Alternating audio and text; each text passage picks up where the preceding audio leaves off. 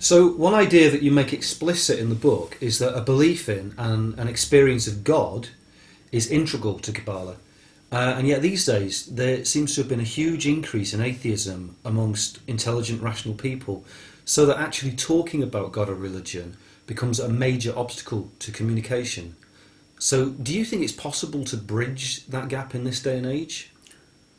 Well, before I say whether I think it's possible to bridge the gap, what I'd like to say is that talk about the nature of the gap. The reason there's a gap is that rationality and the atheism that goes with it is about evidence.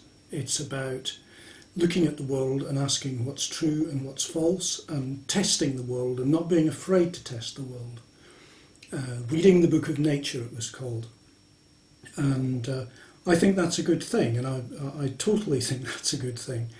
And the critique of religion is that it's prior to that worldview. Religion contains dogmatic ideas which are not tested. Not only are they not tested, people become quite upset if you challenge the dogmas of a particular religion. And so there's a problem. For many people, religious views look backwards. It's like looking backwards and believing things that are true and false about the world that you're not prepared to test, not prepared to subject to critical analysis and discussion.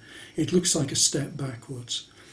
Now, when I talk about God and Kabbalah, I'm not talking about it from that perspective. I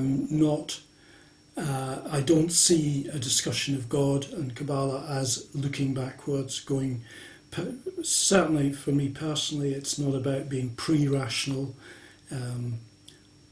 For me, it's about something that includes rationality but is bigger than rationality. It's not just about how the world works, but how we as human beings live in the world and function in the world and experience the world.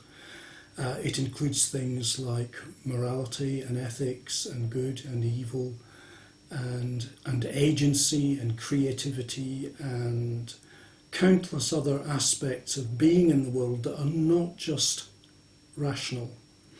And that's a discussion that often people don't have. They say, oh, I'm an atheist, I don't believe in any of this stuff.